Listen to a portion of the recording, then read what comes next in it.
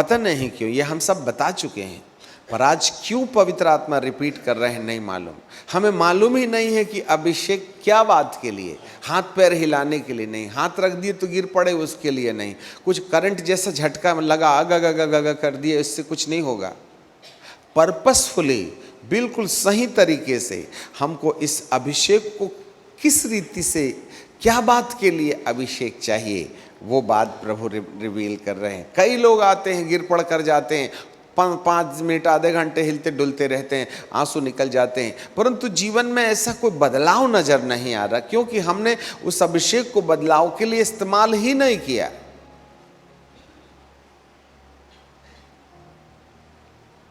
मैं यदि हाथ भी रख दूं तो तुम्हारी तंबाकू नहीं न जाएगी जब तक कि आप निर्णय नहीं लीजिएगा। यदि मैं हाथ भी रख दूं आपके लिए तो ये मान लेना नहीं चाहिए कि आज के बाद दारू की बोतल गई। यदि मैं हाथ भी रख दूं और अभिषेक भी आ जाए और तुम हिलडुल जाओ, गिर पड़ो, करंट का झटका मारे, उसके बावजूद भी ये नहीं कहा जा सकता है कि आपको बुरा देखने की आदत खत्म हो जाएगी, नंगा देखने की आदत खत्म हो जाएगी, बुरा सुनने की आदत खत्म हो जाएगी, बुरा बोलने की आदत खत्म हो जाएगी। मेरे हाथ रखने से कोई जादू तो है नहीं जे खुल जा सिम सिम, और प्रभु भी अपना हाथ तुम्हारे ऊपर रख दे तो कुछ होने वाला नहीं है, क्योंकि उसको हमने लिया तो था और कचरे की पेटी में डाल दिया। उसको जिस बात के लिए दिया था उस बात के लिए तो हमने इस्तेमाल नहीं किया ना। And that is the reason. तुम पहनते हो, गरमाते नहीं, तुम खाते हो, पेट भरता नहीं, तुम कमाते हो, छेद वाली थैली में डालते हो और नीचे से गिर जाता है। कितने सालों से प्रभु तुम्हें अभिषेक दे रहा है, अभी और क्या करिएगा, कल का अभिषेक कहां गया। हमें केरल के अंदर बुलाया गया और वहां एक बहुत बड़ा पोस्टर लगा हुआ था, और जो पोस्टर लगा था वो परमेश्वर की ओर से प्रकाश था। एक सुराही है, बीच में से क्रैक हो गई और उसमें से सुनहला कलर का तेल गिर रहा है, और वो सुराही तिरछी पड़ी हुई है और उसमें से सुनहले कलर का तेल जमीन में बह रहा है।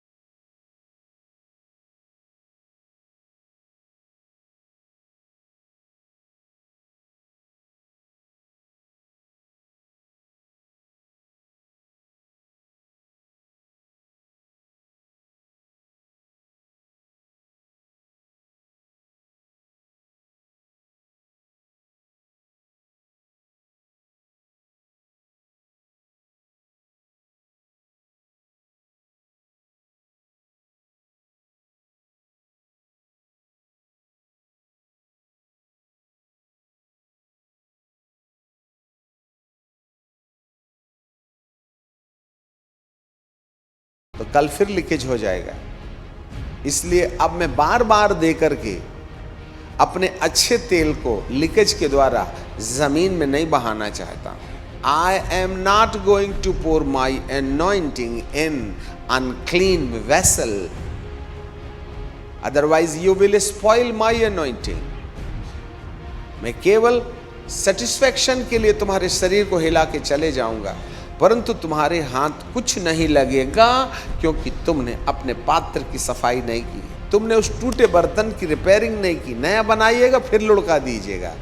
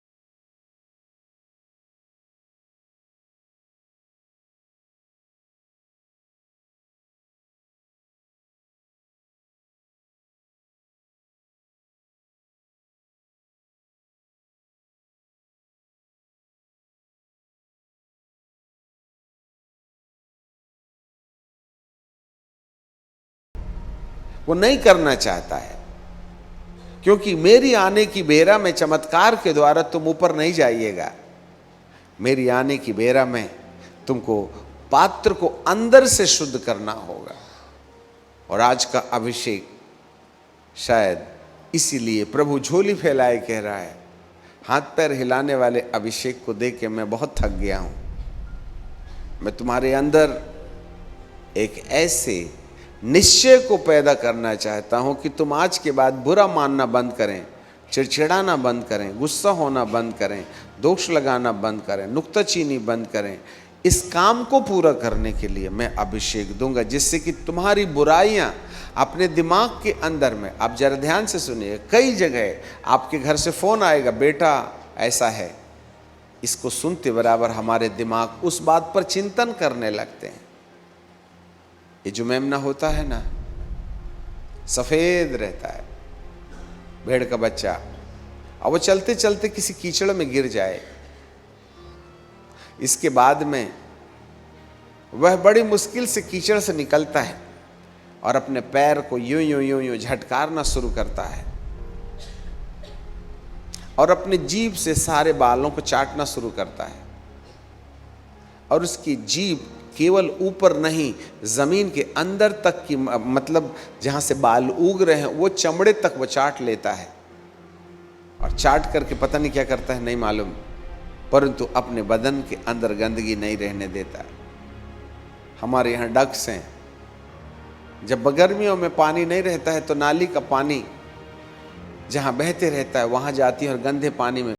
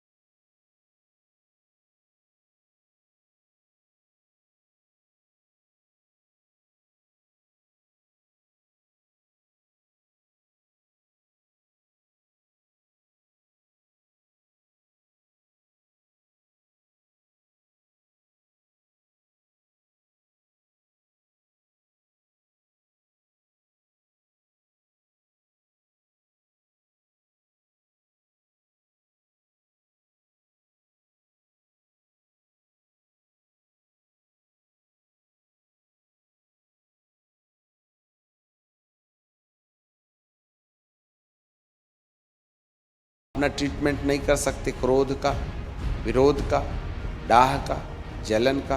क्या हम इन पशुओं से भी गए बीते हैं जो अपराध करते रहें, अपराध करते रहें, अपनी आदतों पर आदत और आदतों पर आदत बिगाड़ते रहें और जिसने दुनिया बनाई है उसका अपमान करते रहें?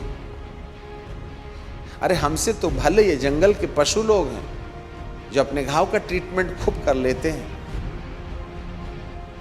हमें तो एक सहायक मिला है हमारी आदतों को ट्रीटमेंट देने के लिए, हमें हमारे क्रोध को, हमारे विरोध को, हमारे जलन को, हमारी शिकायत को।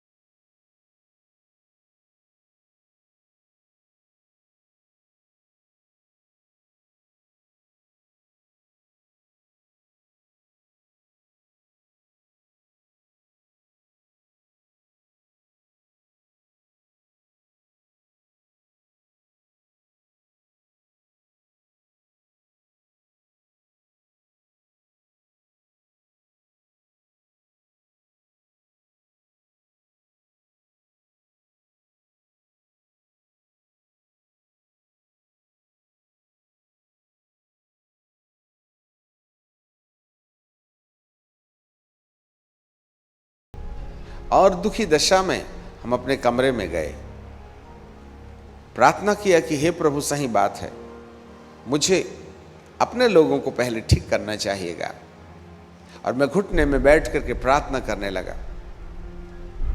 और बहुत प्रार्थना करने के बाद एकांत में था तो कोई नहीं, घर में अकेले थे, तब अचानक मुझे दर्शन शुरू हो गए। मैं अपनी आंख बंद किए हुए रोते रोते क्या देखता हूं कि यीशु मसीह क्रूस पर लटके हुए हैं। उनकी दोनों हथेलियां छिदी हुई हैं, उनके सिर से ऐसे खून की धार बह रही है। उसी बीच में उनकी आंखों में आंसू देखता हूं। एक आंसू बहकर के दाढ़ी में चले गए और दूसरा आंसू इधर गाल की चिक में बैठा हुआ है और उसके होंठ बुदबुदा रहे हैं। तब मैं प्रभु जी से कहता हूं, हे प्रभु, आप तो जी उठे प्रभु हैं ना, फिर क्रूस पर लटक कर खून बहाते, आंसू बहाते बुदबुदा क्यों रहे हैं? हमारी बात को बहुत गंभीरता से सुनिएगा। तब मुझे कान में आवाज सुनाई देती है, बेटा, जिस व्यक्ति के लिए तू प्रार्थना कर रहा है कि वो शराब छोड़ दे, गंदे दोस्तों की संगति छोड़ दे, उसने अपने कामों के द्वारा मुझे अभी भी क्रूस में लटका के रखा है। ये हथेली देख, ये सिर के ऊपर से बहता हुआ टपकता हुआ खून देख, मेरी आंखों से टपकते हुए आंसू, मैं उसके लिए दुखी हूं। वो मेरी भक्ति करता है, मेरा सेवक समझा जाता है, मेरे लिए गाता बजाता है, मेरे लिए दान दक्षिणा देता है, परंतु उसके काम मुझे आज भी क्रूस पर ठोक करके रखे हुए हैं। मैं तेरे कहने से क्रूस पर से उतर नहीं जाऊंगा। जिस दिन मैं उसके लिए क्रूस में से उतर जाऊंगा, उस दिन सदा काल के लिए उसका उद्धार रुक जाएगा और दुनिया की कोई ताकत उसको उद्धार नहीं दिला सकती। इसलिए मुझे उसने जिन कामों के द्वारा क्रूस पर चढ़ाया है, उसके काम ही मुझको क्रूस में से उतार सकते हैं। मैं तेरे कहने से ना तो रोना बंद करूंगा और ना ही क्रूस में से उतर कर जीवित दशा का दर्शन तुझे दूंगा। मैं बोला, प्रभु इन्हें क्षमा कर दे, क्षमा कर दे। प्रभु कहते हैं तेरी बात सुनकर कि उसके पाप क्षमा जरूर कर दूंगा, परंतु जिस दिन वो गलती करेगा उस दिन वह फिर मुझे क्रूस पर ठोक देगा। मैं उसके लिए दुखी हूं। ये बातें देख करके हमारे आंखों से आंसू बहने लगे और हम बिलक बिलक के, सिर पटक पटक के प्रभु के सामने रोते रहे, परंतु ये क्रूस का दर्शन हमारी आंखों के सामने से नहीं गया। That's the reason। मेरे प्रिय बेटे और बेटियों, आपकी कौन सी हरकत यीशु मसीह को क्रूस पर अभी भी लटकाए हुए है, उस पर चिंतन करें। वो आपके लिए रो रहा है। बपतिस्मा हर दिन ले लो, इससे कोई फर्क नहीं पड़ता। जितनी संस्था बदलना है उतनी संस्था बदल लो। जितने सेमिनार जाना है दुनिया भर के, सब सेमिनार में चले जाइए, परंतु यदि आपने भरमाने वाली अभिलाषा उतारने का प्रयास नहीं किया तो यीशु आपके लिए क्रूस पर लटका रहेगा और वह आपके लिए रोता रहेगा। अभिषेक ले जाके करिएगा क्या? घर में जाके तो फिर बीबी को पीटिएगा। अभिषेक ले जाके क्या करिएगा? अपने पति के लिए तो फिर हड्डी तोड़िएगा। अभिषेक से हाथ पैर हिला के करिएगा भी क्या? पड़ोसी के लिए तो फिर नुक्ताचीनी करिएगा। आपके जहान से, आपके डीएनए से, आपकी हेरिडिटी से ये आदत कंप्लीटली जब तक नहीं निकल जाएगी तब तक मेरा यीशु तुम्हारे लिए रोते रहेगा। आपको क्या लगता है कि वो तुम्हारे लिए खुश है? He is not happy।